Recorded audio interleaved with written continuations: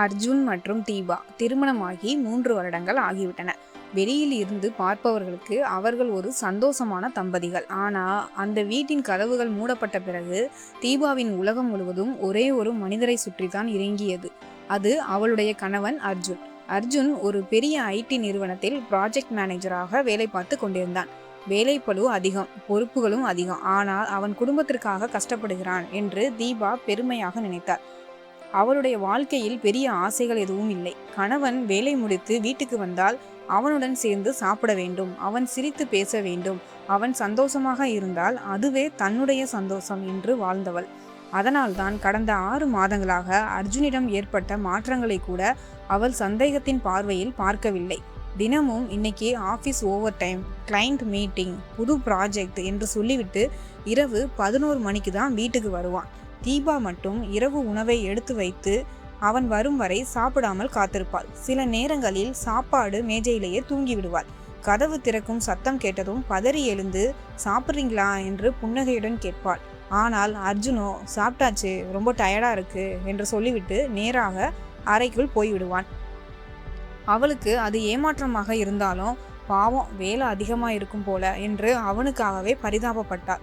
விடுமுறை நாட்களில் கூட ஆஃபீஸில் முக்கியமான மீட்டிங், கிளைண்ட்டு இந்தியாவுக்கு வந்திருக்காங்க என்று சொல்லிவிட்டு வெளியே கிளம்பி விடுவான். தீபா மட்டும் அவன் விரும்பும் உணவுகளை சமைத்து வைத்துவிட்டு அவன் எப்போது வருவான் என்றும் காத்திருப்பாள்.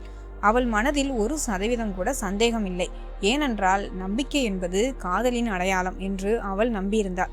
ஆனால் அவளுக்கு தெரியாமல் அந்த நம்பிக்கையே மெதுவாக அவளை ஏமாற்றி கொண்டு இருந்தது. தினமும் இரவு தாமதமாக வீடு திரும்பினாலும் அவள் ஒரு நாளும் தனியாக சாப்பிட்டதில்லை. நீங்க வந்த பிறகு சேர்ந்து சாப்பிடலாம் என்று காத்திருப்பாள். சில நாட்களில் சாப்பாடு குளிர்ந்துவிடும்.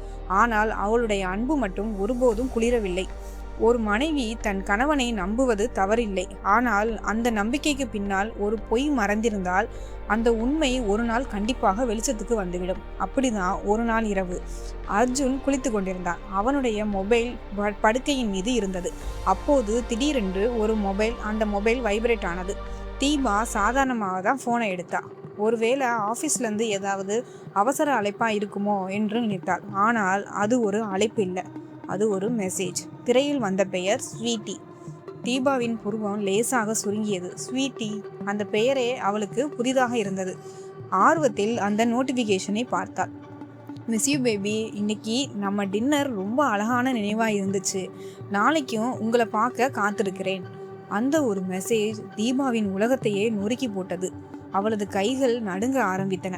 இதயம் வேகமாக துடித்தது. மூச்சை அடைத்து கொண்டது. இன்னைக்கு ஆஃபீஸ் மீட்டிங் இருக்குன்னு தானே சொன்னாரு.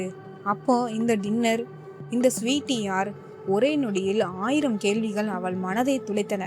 அதே நேரத்தில் குளியலறை கதவு திறக்கும் சத்தமும் கேட்டது. அர்ஜுன் வெளியே வந்துவிட்டான். ஒரு நொடி கூட தாமதிக்காமல் தீபா போனை மீண்டும் அதே இடத்துல வைத்துவிட்டு எதுவும் தெரியாதது போல அமைதியாக படுத்து கொண்டாள். ஆனால் அந்த இரவு முழுவதும் அவள் கண்கள் மூடவே முடியவில்லை. அர்ஜுன் அவள் அருகில் நிம்மதியாக தூங்கி கொண்டிருந்தான். ஆனால் தீபாவுக்கு மட்டும் ஒவ்வொரு நிமிடமும் ஒரு யுகமாக கடந்தது. அவள் அழவில்லை, கதறவில்லை. ஏனென்றால் அவள் பார்த்தது ஒரு மெசேஜ் மட்டும்தான். அதை வைத்து அவள் தீர்ப்பு சொல்லவும் விரும்பவில்லை. ஒருவேளை நான் தவறா புரிந்து கொண்டேனோ என்று தன்னைத்தானே சமாதானப்படுத்தி கொண்டாள். ஆனால் மறுநாள் காலை வாழ்க்கை அவளுக்கு இன்னொரு உண்மையை காட்ட காத்திருந்தது. அர்ஜுன் ஆபீஸ்க்கு கிளம்பிய பிறகு அவன் அணிந்திருந்த சட்டையை துவைக்க எடுத்தாள். அப்போது அந்த சட்டையின் காலரில் லேசாக படிந்திருந்த ஒரு லிப்ஸ்டிக் கரை அவள் கண்களில் பட்டது. அது மட்டுமல்ல, அந்த சட்டையிலிருந்து வீசிய பெண்களின் வாசனை திரவியத்தின் மனம் நேற்று இரவு வந்த அந்த ஒரு மெசேஜை விட அதிகமாக அவளுடைய மனதை உடைத்தது. அந்த நொடியில் தீபாவின் சந்தேகம் உண்மையாக மாறிவிட்டது. அந்த லிப்ஸ்டிக் கரையை பார்த்த அந்த நொடி தீபாவின் கண்களில் கண்ணீர் நிரம்பியது. ஒரு மனைவியாக அவள் பயந்தது இப்போது உண்மையாக அவள் முன்னால் நின்றது. அவளால் அழுகையை அடக்க முடியவில்லை. அறைக்குள் சென்று கதவை மூடிக்கொண்டு யாருக்கும் கேட்காதபடி கதறி அழுதாள். நான் என்ன குறை வைத்தேன்? என்னுடைய அன்பு போதவில்லையா? என்னை ஏமாற்றும் அளவுக்கு நான் என்ன தவறு செய்தேன்? இந்த கேள்விகள் ஒவ்வொன்றாக அவள் மனதை நொறுக்கின. ஆனால் அழுது கொண்டே இருந்தால் உண்மை மாறிவிடாது என்பதை அவள் புரிந்து கொண்டாள். கண்ணீரை துடைத்து கொண்டு கண்ணாடி முன்னால் நின்றாள். அப்போது அவள் எடுத்த அந்த ஒரு முடிவுதான் அர்ஜுனின் வாழ்க்கையை முழுவதுமாக மாற்றப் போகிறது. அன்றைய மாலையே தன் தம்பி கார்த்திக்கை வீட்டிற்கு வர சொன்னாள். வந்தவுடனே நடந்த அனைத்தையும் ஒன்றுவிடாமல் கூறினாள். அதை கேட்ட கார்த்திக்குக்கும் கோபம் தலைக்கேறியது. அக்கா, அந்த ஆளை நான் சும்மா விட மாட்டேன், இப்பவே போய் கேட்கிறேன் என்று எழுந்தான். ஆனால் தீபா அவன் கையை பிடித்து நிறுத்தினாள். வேண்டாம் கார்த்திக், கோபத்துல எடுக்கிற முடிவு நமக்கு தான் பிரச்சனையை உருவாக்கும். எனக்கு சண்டை வேண்டாம், எனக்கு உண்மை மட்டும் வேண்டும்.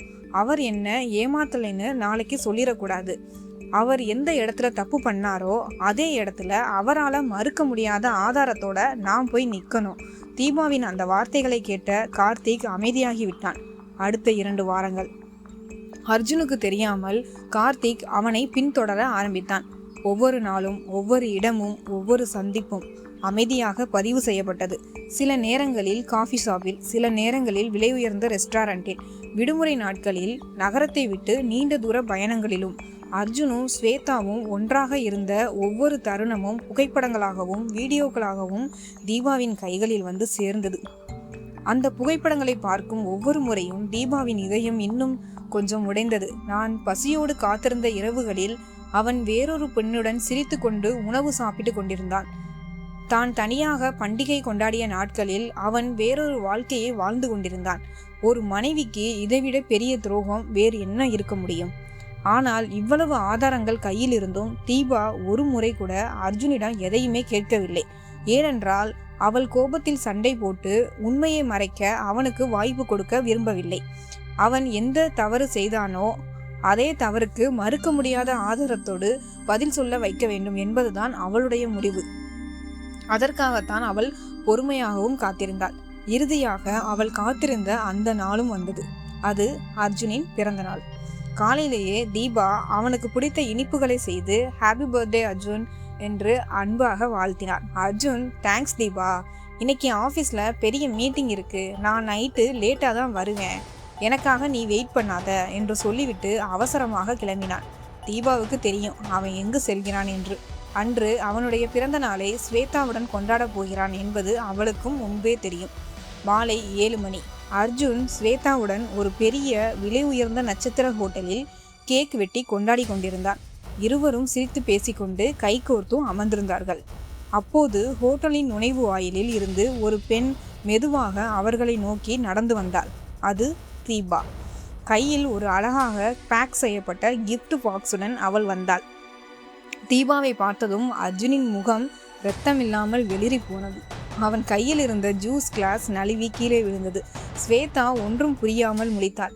தீபா நேராக அவர்கள் டேபிளுக்கு வந்தாள். எந்தவிதமான சத்தமும் போடவில்லை, அளவில்லை. மிகவும் அமைதியாக கம்பீரமாக நின்றாள். என்ன அர்ஜுன், ஆஃபீஸ் மீட்டிங் ரொம்ப பிஸியாக போயிட்டுருக்கு போல என்றாள் தீபா, உதட்டில் ஒரு மெல்லிய புன்னகையுடன். அர்ஜுன் தடுமாறினான். தீபா, அது இவங்க என் கூட வேலை பார்க்குறவங்க தான், ஒரு ப்ராஜெக்ட் விஷயமா என்று உளறினான். தீபா அவனை தடுத்து கையில் இருந்த கிஃப்ட் பாக்ஸை டேபிளின் மேல் வைத்தாள். இது என்னோட சின்ன கிஃப்ட் அர்ஜுன், ஓப்பன் பண்ணி பாருங்க என்றாள். அர்ஜுன் நடுங்கும் கைகளுடன் அந்த பாக்ஸை திறந்தான்.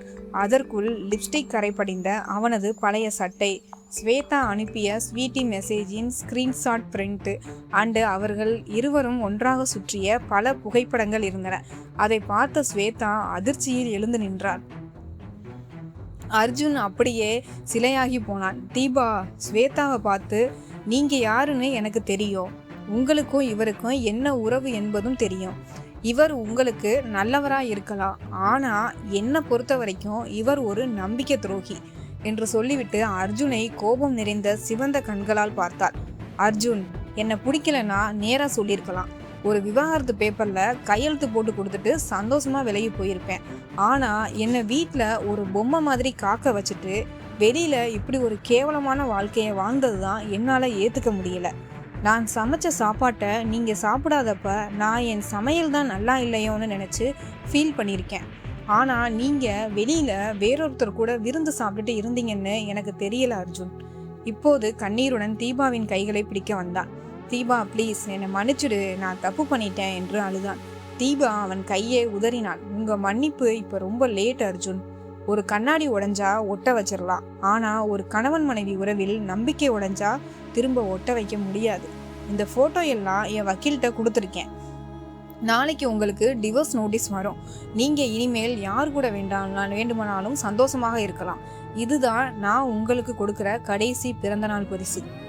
என்னை ஏமாற்றியதற்காக நான் அளவில்லை அர்ஜுன். உங்களை முழுமையாக நம்பிய என் காதல் தான் இன்று இறந்து விட்டது என்பதற்காக தான் வருந்துகிறேன், அவ்வளவுதான். ஒரு சொட்டு கண்ணீர் கூட சிந்தாமல் தன் சுயமரியாதையை தூக்கி பிடித்து கொண்டு திரும்பி பார்க்காமல் அந்த ஹோட்டலை விட்டு வெளியேறினாள் தீபா.